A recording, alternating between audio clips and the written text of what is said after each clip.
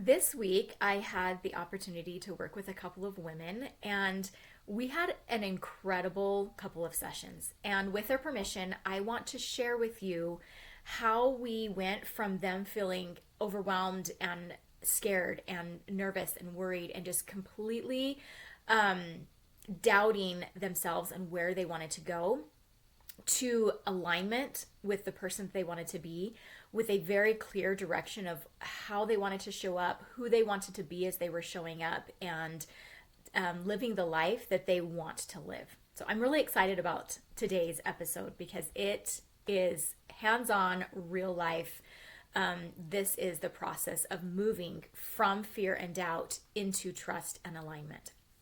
So, for those of you who do not know, my name is Adelle Skinner. I am a feminine energy and inner work coach, and I help women process and move through emotions that are keeping them stuck, that are keeping them in overwhelm and doubt and fear, and moving through those emotions so that they can step into faith and trust and confidence and alignment with the woman that they want to show up as, so that they can live the life that they want to live and the life that they deserve to live. We all deserve to live beautiful, abundant, happy, joyful lives. And the way that we do that is not by chance, and it's not by coincidence. It is by processing through the negative emotions. It's by letting yourself move through them, changing your mindset, letting your body process those emotions so that you can move into a version of yourself that is aligned to the life that you want to live. It's like a butterfly, right? You start out as a caterpillar. That caterpillar has to go through that process of change. Just like us, like we don't just get the life that we want just by chance.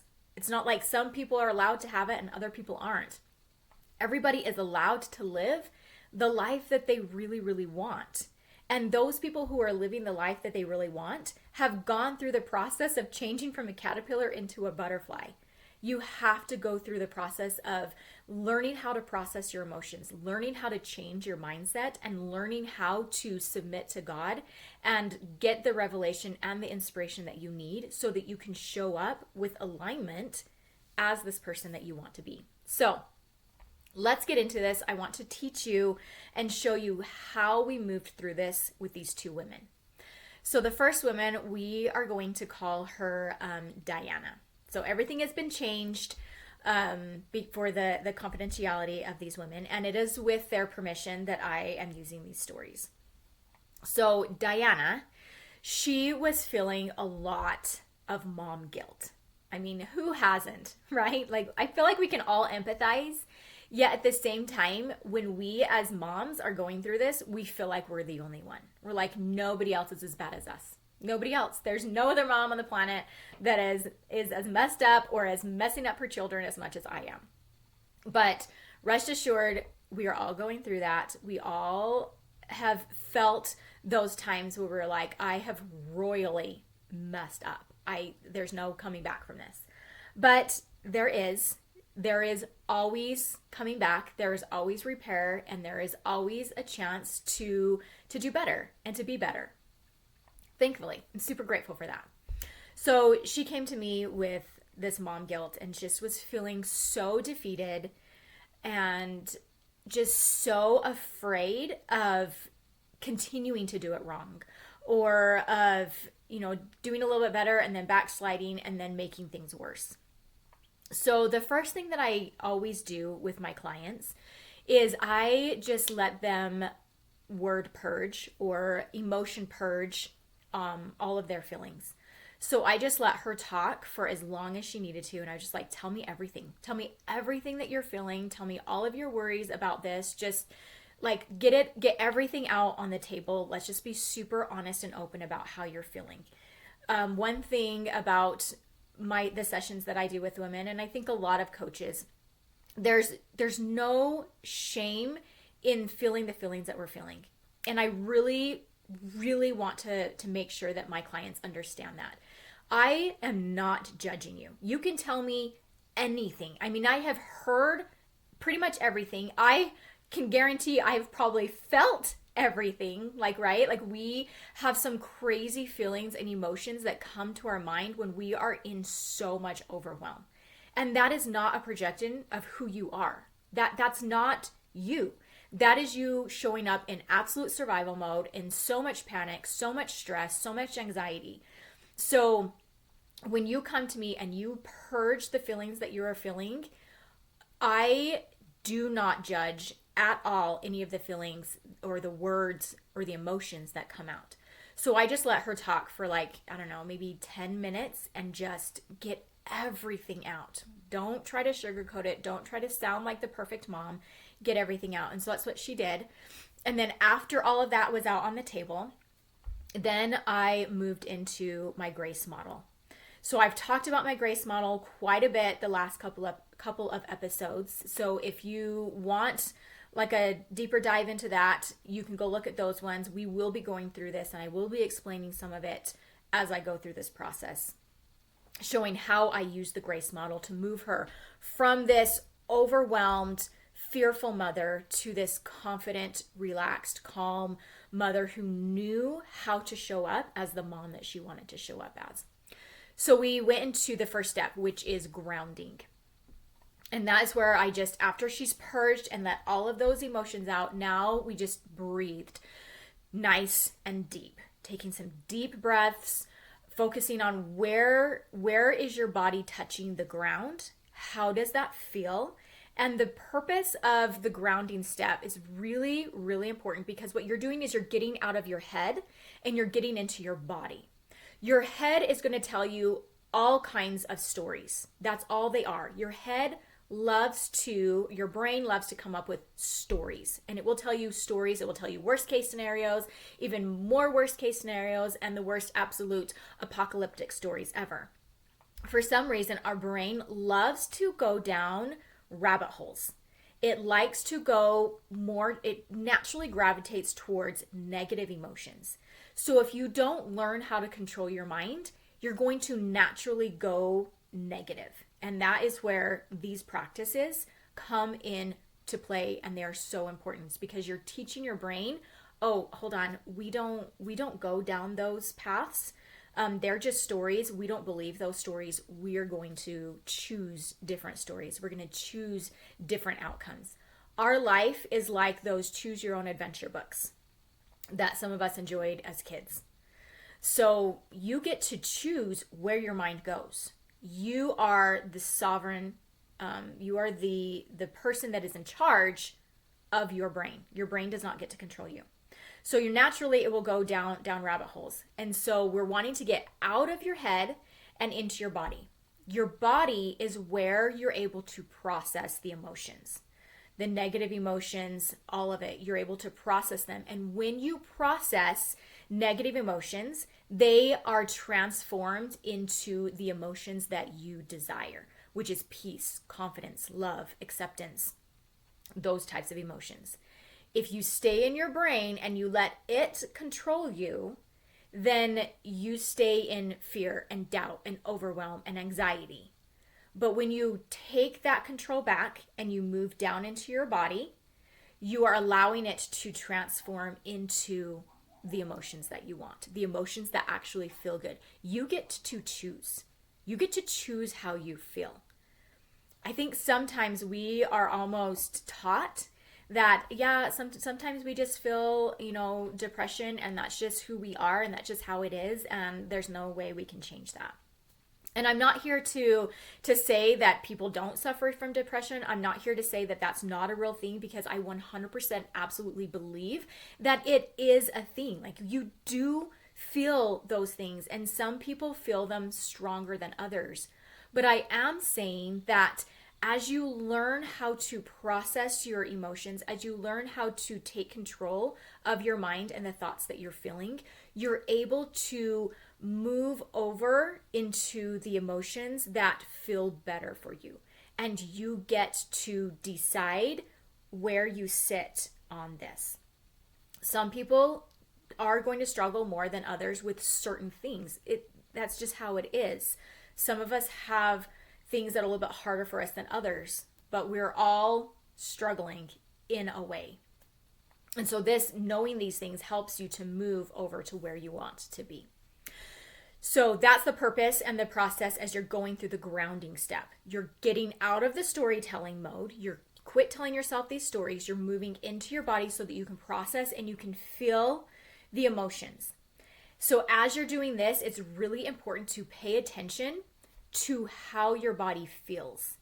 This helps diminish the amount of space that your brain has to take up to tell you stories. So basically you're distracting. You're distracting your brain from telling you stories by focusing on how does my body feel? And as you do that, as you connect with your body more, you're connecting with that feminine energy. And the feminine energy, as you are connecting with that and strengthening that and sinking into that energy, that is where you're going to be able to process these emotions. And this is where you're going to be able to receive the inspiration as to how you want to show up.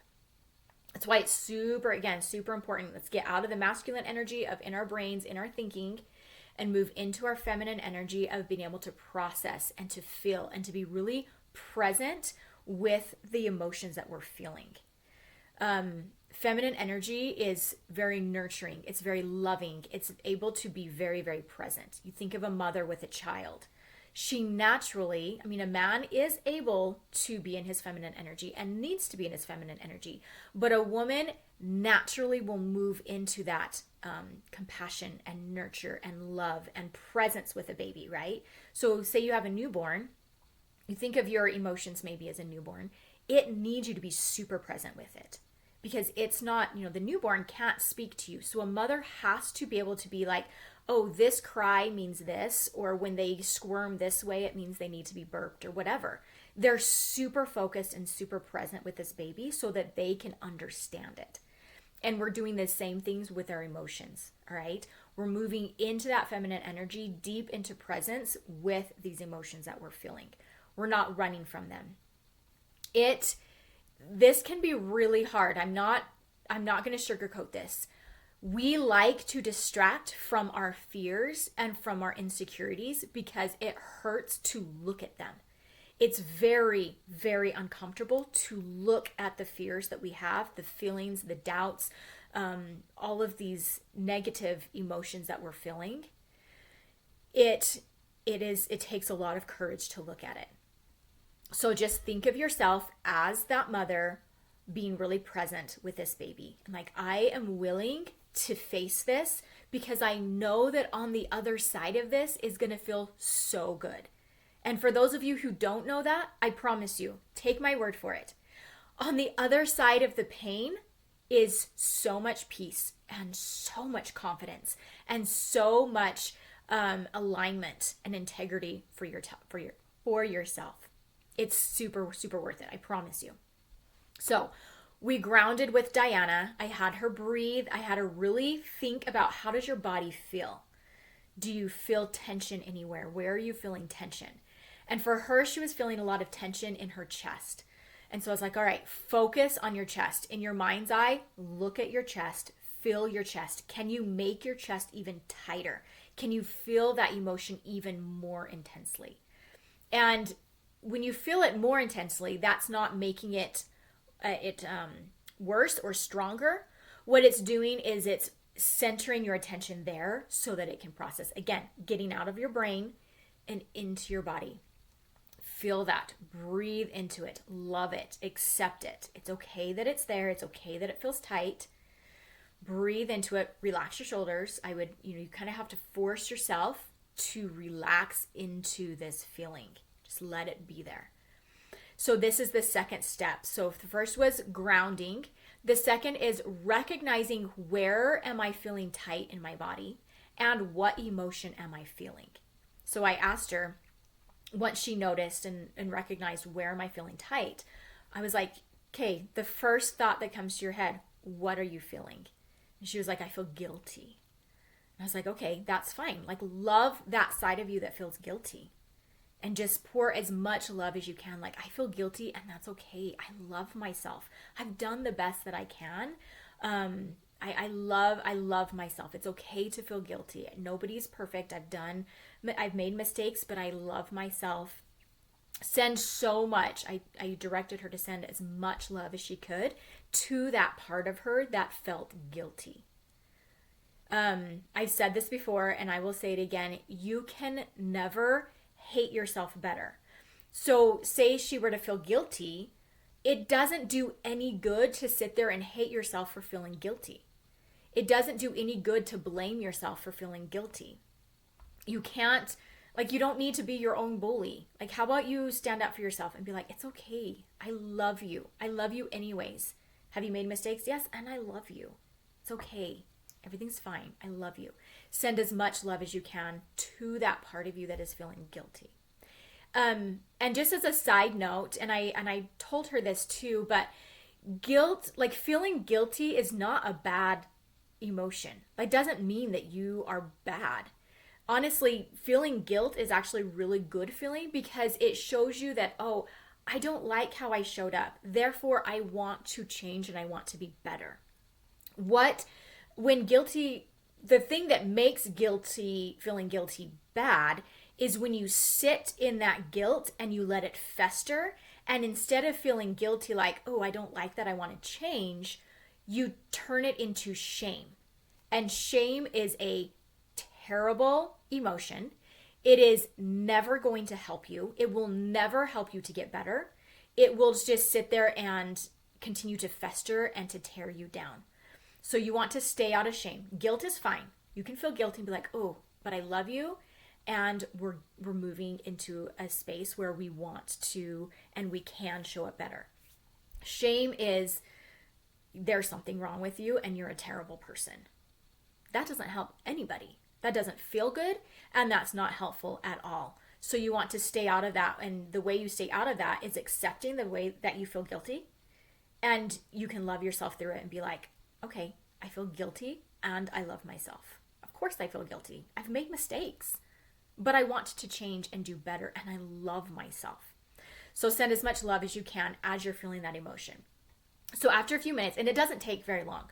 So she sat in that guilty feeling and she breathed into it. She cried into it and we felt into it.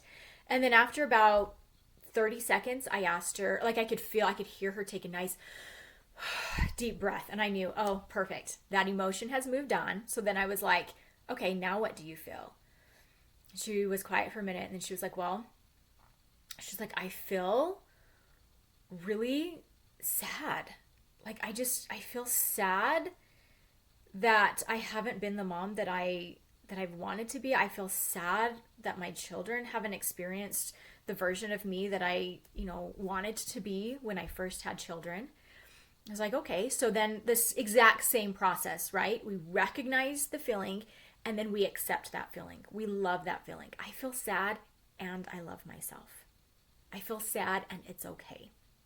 Just really radical acceptance of the feeling that you're feeling. So she did the same thing. She felt into it, she cried into it, she breathed into it, and continued to feel in her body where it was and breathe into that space. And the same thing happened about 30 seconds later. She took a deep breath. And I knew that had processed through. And so then I asked her, okay, what emotion are you feeling now? And you can go through all kinds of emotions. You can stop at one or you can keep on going. I recommend if you are in a place where you can do it, keep processing as many emotions as you can. They're like layers. The guilty feeling that she was feeling was covering the sad feeling because she didn't want to feel sad. So guilty was almost like a protective barrier over the sadness. But once she moved through guilty, then she could feel sad. And then after that, I was like, okay, now what do you feel? And then she was able to move into a feeling of acceptance, she said, almost like, well, I'm ready to just change and to be the mom that I need to be. I'm ready to hear how I need to change and what I need to do. And that was her signaling that she was ready to move on to the next step. So every emotion that you're feeling is going to lead you to that moment where you're willing to surrender, where you're willing to just be like, I don't like how I was feeling. I will do anything to get to where I feel good and I feel confident and I feel in alignment with the person that I want to be. That's when you know you're ready. You can't really change the person that you are if you're still holding on to those emotions that are keeping you stuck in overwhelm and fear and doubt. You can't change from fear and doubt into peace and confidence if you're not willing to let go of those emotions first. You can't have both. You can't have fear and doubt and confidence and peace. You either have this or you have that, and you have to decide which one you want. And the way that you get out of fear and doubt is to breathe through it, accept it, love yourself, and then you can move into peace and confidence. So those are the first 3 steps. She grounded, we recognized the feelings, and we accepted the feelings that she was feeling with love and with grace and with as much compassion as we could. Then the next step is connection. I love this step. This is where you connect with God. And this is where your intuition just explodes. Now that you've gotten rid of those things that were holding you back or that were keeping you divided from your intuition, you've gotten rid of those negative feelings. Now you're ready to just be like, I will do whatever you tell me to do. Tell me what to do and I will be that mom. I am ready. I'm ready to change. And it's such an exciting, like this is like, it's almost like this. There's a V for those of you who can't see the video. It's like a V. So you have those feelings that you're feeling that you don't really love. You kind of have to go down into the darkness and face them and accept them and love them. And down in that darkness is where you get to the point where you're ready to surrender. And you're just like, I'm here for it, God. I'm ready. Tell me what to do. And as you connect with God, then you're on the upward slope and he can teach you and he can show you and he can direct you and he can get you to alignment with who you want to be. So that's where we were at this stage. This is the C step, connect. And it's almost like a 2-part step. The first thing that I like to do is ask myself or my clients, okay, I want you to think, what is your job and what is God's job? Okay. And the thing that this does for me and for my clients is that it helps to separate what can I do and what does God need to take care of. Because a lot of times we think that we can step into the driver's seat of God's vehicle and we can take control of that when we have no business being on that ride. We have no business trying to take control of what is his. That creates so much fear and so much overwhelm and so much doubt. But when we can separate it, we can say, okay, this is my job and this is God's job. Totally trust him. He has got this. I don't need to control it. That means I get to focus on this little portion that is only my job. And it makes it so much more doable. Okay, so here she is. She's moved through this and now she's ready to give God what is his and to take control and take responsibility for what is hers. So when I asked her that, I said, well, what is your job? She's like, okay, well, my job is to love my children and to love myself and to trust that God will lead us where we need to go. And so when she could kind of let go of that, instead of being like, well, I have to control how my children act. I have to control how my children feel. I have to control. What if it was, I love my children. I love them. And I love me. And God will help us where we need help. So God's job is to take care of her children and to help her as she is navigating being a mother. It's not her job to control everything, but it is her job to love them and to nurture them and to be there for them. So we kind of got through that. We're able to just separate what is her job, what is God's job. And then she stepped into who do I want to be on the other side of this? Like what kind of a mom do I want to show up as? Like what would feel good for me?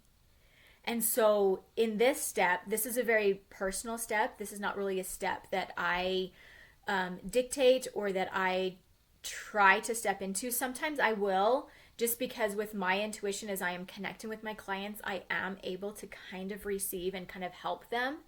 But for the most part, this is their step where I just ask them, okay, like who do you want to be on the other side of this? And I let them sit in that for a minute and I let them just commune with God and be like, who do I want to be? How do I want to show up? And what steps do I need to take to become that person? And so she was able to get a clear answer on this. And her answer was, I want to be a mom who radically loves her children. That no matter what, I love them. Even if they're throwing a temper tantrum, even if they get in trouble at school, even if they're struggling with friends, like, I love them. That never changes. And I want to make sure that they know that. That even if they're being disciplined, even if they've made a mistake or gotten in trouble, that discipline is separate from the love that I feel for them. I am not punishing them because I don't love them. And just being super open and clear with that. And I thought that was so beautiful. I loved that that was her take on it.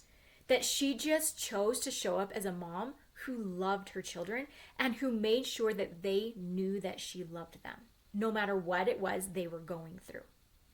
And the steps that she needed to take for that was to, anytime she felt anger or resentment or fear, was to stop and process those. Instead of taking those feelings that she was feeling, her own feeling of lack or guilt or worry, instead of taking those feelings and projecting them onto her children and being like, the reason I feel bad is because of you.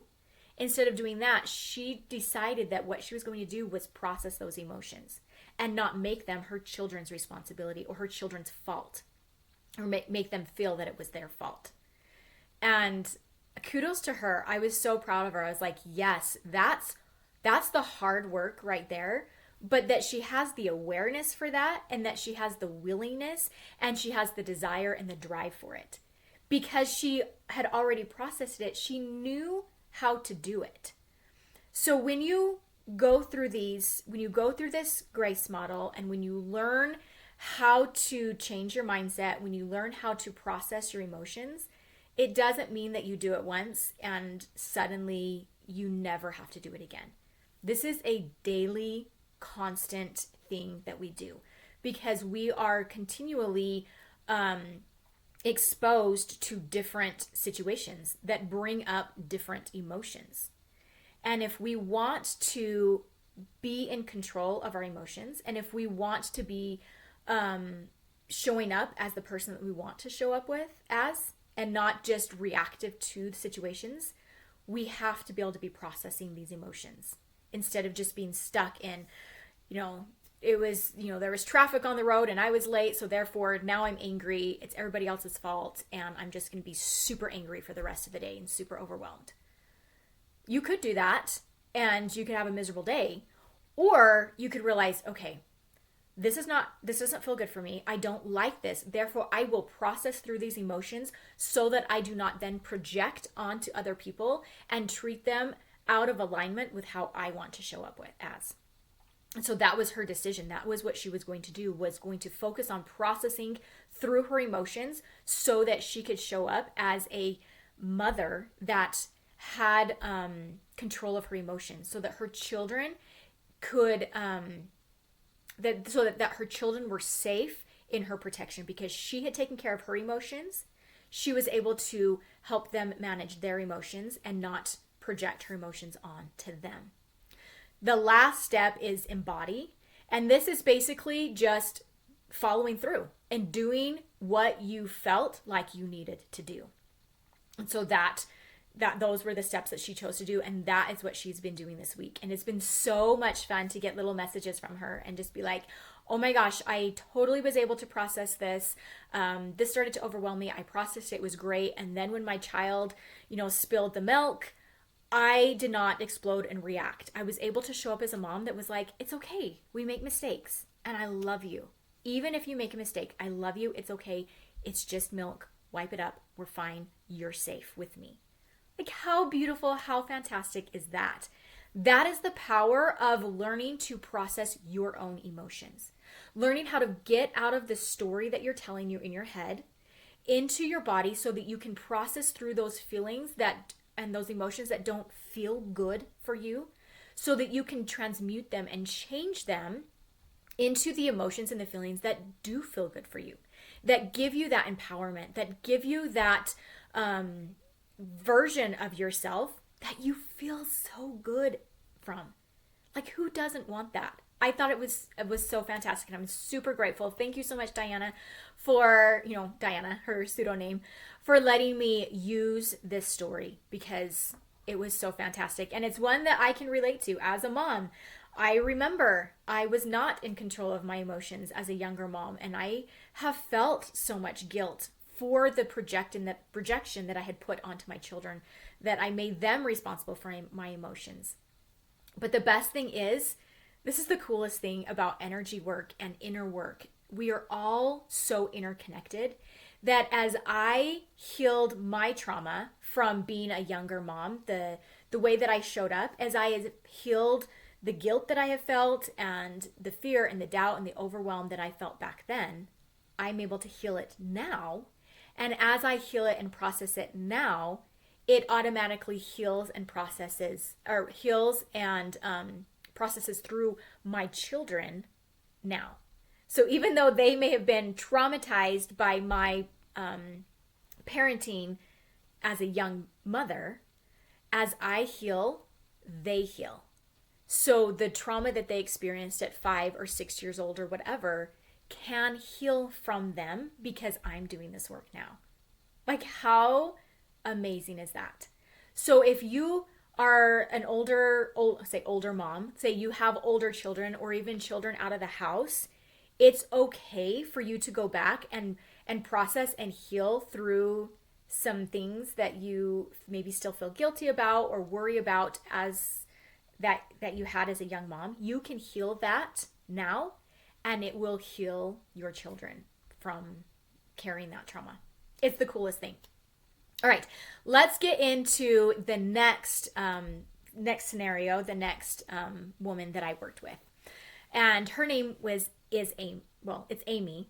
Her pseudo name is Amy. It's not her real name. I've changed everything just for, again, confidentiality. So Amy had she's in a different stage of motherhood. Her youngest is actually graduating high school this year and is going to be moving out. And I don't know why I'm getting emotional on this. I think it's because I have children that don't live in the home with me, so I can relate to her so much. And I'm an empathetic crier. So we all cry during our sessions if somebody is having an emotional moment.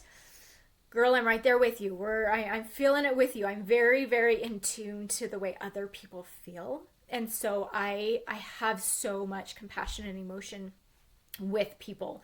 So don't worry, you're not crying on the phone alone. I'm doing it with you. Anyways, let's get into her story. So her youngest is leaving, and she's just feeling so much doubt and fear, because she's like, I know how to parent children in the home, but I don't know how to parent as an empty nester. I don't know how to parent without my children here. Like, what is that going to look like? And how am I going to show up? Because obviously your role as parenting adult children is very different from parenting children who are minors. When you are parenting minors, obviously you are this sole deciding factor, right? Like, you're the one that's like either yes or no, you're going to do this. But as adults, they get to and need to make their own decisions. And so she was just coming to me with just sadness and doubt and fear. Like, how do I still show up as mom without overstepping and without understepping? Like, I don't want to just bye, see ya, never, right? So we did the same thing. I just let her purge all of her feelings. I let her talk about anything and everything that she was feeling, get it all out, get the story out of her head verbally so that we could process it and look at it. And then we moved into our grounding step, breathing, feeling. We moved into recognizing, what emotion are you feeling? Where are you feeling it in your body? And she was able to pinpoint where she was feeling the emotion in her body. And she went into that and just, again, sending so much love and compassion with every emotion that she was feeling. She was feeling guilt. I think as moms, we just, that's our default Unfortunately, it's like a default feeling. We just feel guilt. So she felt guilty, like, well, what if I didn't do right by him? What if I didn't do good enough? What if, all the guilt. And so she went into that and loved and accepted herself and just realized, yeah, this is totally normal to be feeling this. Our brain likes to tell us stories about how we're the only one that feels this way and nobody else feels like this and this is super not normal, and it tries to almost isolate us from other people. And I think that it's the natural man, but I also think it is influence from the devil, that he tries to isolate us and make us feel like what we are feeling is just us. Nobody else understands. Nobody else knows what we're going through. And if anybody knew, they would hate us. They would judge us. They wouldn't want anything to do with us. It's super shameful, the feelings that we're feeling. And so when we can just name the emotion that we're feeling, and when we can love ourselves because of the feelings that we're feeling, we're taking away that power. We're completely disarming that natural man. We're completely disarming the powers of the devil, and we're not letting him decide whether or not the things that we're feeling are wrong or right. We are just loving ourselves and accepting ourselves and being like, yeah, we're human having a human experience. And I promise you that other women have felt the same thing. So that's one of the reasons it's so important to recognize the feeling that you're feeling and sending that love to it, because you're just realizing, hey, this is totally normal. It's almost like if you were to break your arm, it would be very normal for it to hurt, right? It would be very normal for you to want to take some ibuprofen, depending on how bad the break was, to even take something maybe a little bit stronger. Like, it's very normal. There's nothing wrong with you. It would be ridiculous for somebody to try to shame you and be like, oh my gosh, I can't believe that hurts. I can't believe that broken bone hurts you. You are so ridiculous. Like, that's the stupidest thing I've ever heard. But we do that to ourselves with our emotions, and we need to stop.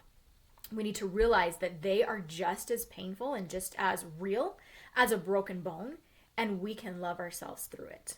Because there's nothing wrong with feeling whatever feeling that we're feeling. There's nothing wrong with it. It's 100% normal for you to be feeling whatever feeling you're feeling. So don't try to hide it. Don't try to shame it. Again, when you let your feelings fester is when they turn into shame. Again, if we're going to go back to the broken bone analogy, say you break your bone and you don't go to the doctor and you try to hide it, there's a couple different things that can happen. One, if it had broken through the skin, there's a high chance that you could have what's it called? Infection. There we go. That's the word. You could have an infection and cause some serious damage and lots of problems down the road. Or if it didn't break the skin, but it's still messed up, you're crippled. You won't be able to use your arm or your leg, whatever bone it was that broke, as well as if you had gone to the doctor and gotten it fixed. Again, emotions are the same thing, you guys.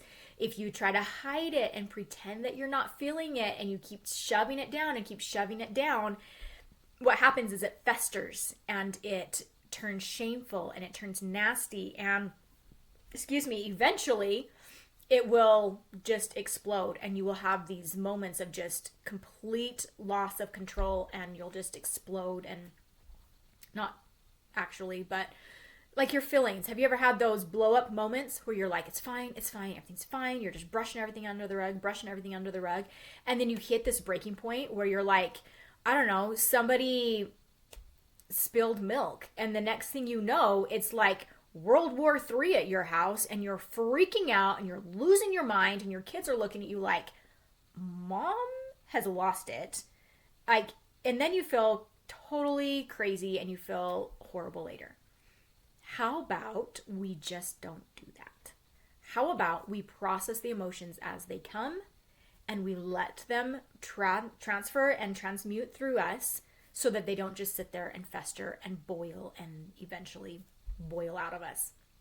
And then we show up as this person that we don't want to show up as. So anyways, Amy, we'll get back to her story. She's processing, she's going through all of these, again, just love and acceptance, love and acceptance. And she finally gets to that point where she's like, okay, I feel at peace.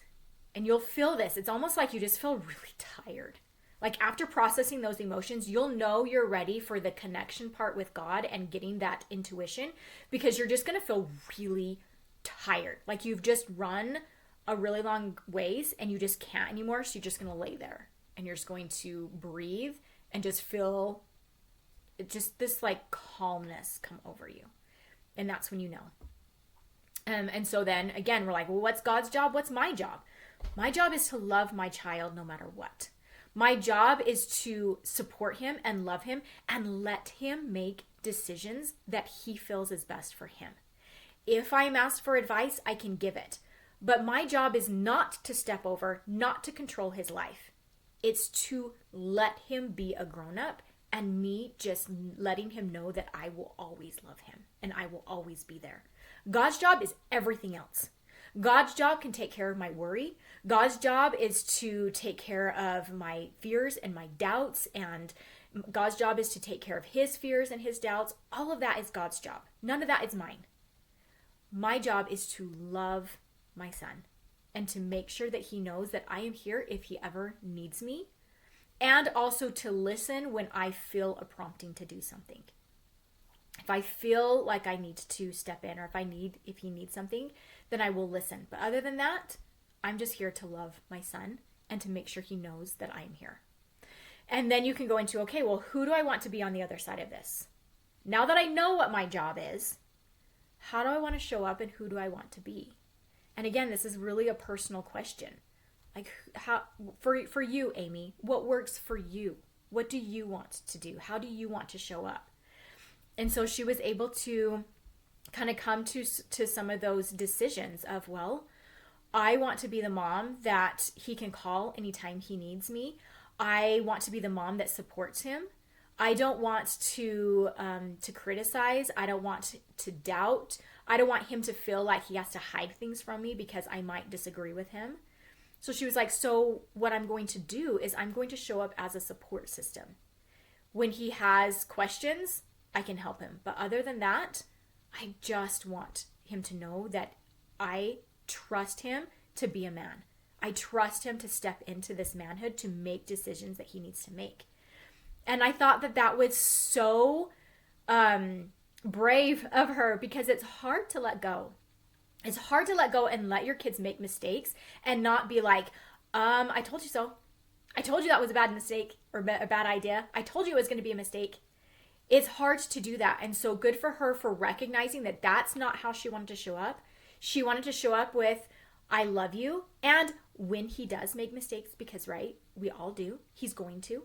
When he shows up with a mistake, it is, you've got this. We will figure this out. What do you need from me? I trust you. That's the mom that she wanted to show up as. Not the one that was trying to control him. Not the one that was trying to make him self-doubt or worry about his ability to be on his own. And so once she got a clear idea of, okay, this is how I want to show up. This is the mom that I want to be. What do I need to do to make sure that I'm showing up as that mom? And it was pretty close to the same as Diana's. It was processing through her own emotions, her own fears and doubts, so that she wasn't projecting that onto him. So that when he came to her, she was in a clean space to be able to be like, what do you need from me? Because she wasn't operating from her own fear and doubt. And then she moved into that embodied state of, all right, God, I've told you I'm going to do this. I will do this. And thank you for giving me the answer of how I wanted to show up and who I wanted to be. And that was how she moved from being so afraid and worried and overwhelmed with her son moving out to feeling so confident and so excited to show up as this new role that she was being asked to play. She's still his mom, but in a completely different role. Like, she's not there to micromanage everything, to make sure that he is, has everything that he needs. She's there to love and to support him and to make sure that he knows that she's got his back. That when he makes mistakes, he can go to her because she's safe. Because she is going to help him get through it and not blame him and judge him for a mistake that he's made. I hope that going through these two scenarios has helped you see how you can use this in real life. And you can use it for anything. I've used it for so many things. We're running out of time. I don't like to keep these too long, but it's hard because I love to talk. But I did want to share with you really quick. I went through this the other day. I was actually out on a run and I was listening to a podcast or whatever. And then out of nowhere, I was slammed with so much anxiety and doubt and fear. Like it just like took my breath away. And so I turned my podcast off and I kept running because I needed the I needed the physical release. So I continued running, but I went through this really fast and it took me, like, it doesn't take very long. When I'm talking to you and I'm explaining these different things, it sounds like it takes a long time, but in real life, it really, really doesn't. Once you get the steps down and once you know and you're really in tune with your body, I think that is probably the hardest part, is really recognizing, well, what am I feeling? Okay, well, now what am I feeling? Now, like really recognizing the feelings that you're feeling. And then also when you're receiving intuition and inspiration, when you're connecting to that intuition, I guess I should say, sometimes we doubt the impressions that are coming to us. Like, oh no, I just coming up with that in my head. That's not right. It must be something different. And then we try to make it harder than it really is. But your thoughts and your feelings, when you're in a safe and clean space, you're so connected to your intuition, you're receiving downloads all the time. So trust those feelings that come. So anyways, I'm on this run and I'm just slammed with anxiety. So I go through the process of grounding. Like I recognize, where is my body touching the ground? How does my body feel? What sensations am I feeling? Getting myself out of my head and back into my body. And then going into, okay, what am I feeling? What is it that I'm feeling? Where am I feeling it? Processing through that. And then getting into, okay, who do I want to be on the other side of this? How do I want to show up for myself? What kind of a person do I want to be, to transmute this anxious feeling into confidence? Like what is it that I need to do? Who do I need to show up as so that I can feel confident and not anxious? And I was able to do that within, it was like 5, maybe 10 minutes.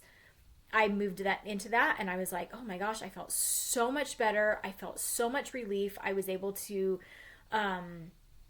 feel so much more in control of myself and just really in alignment with the person that I want to be. I don't want to be an anxious, fearful person.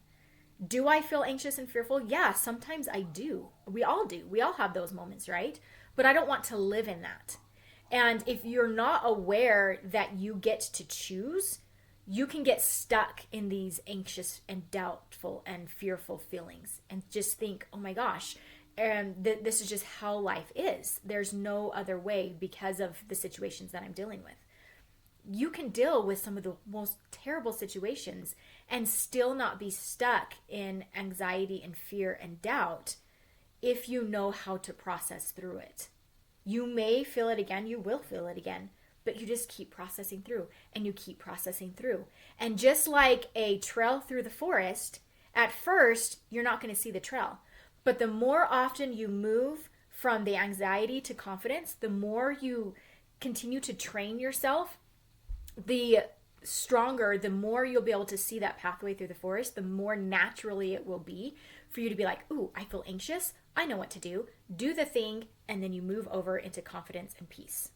It's life-changing, you guys. It's the most empowering thing that I think I have ever learned, is taking control of my mind and my emotions and not just letting it run amok with, oh, this person cut me off in traffic. Now I feel super anxious and I feel really bad about whatever.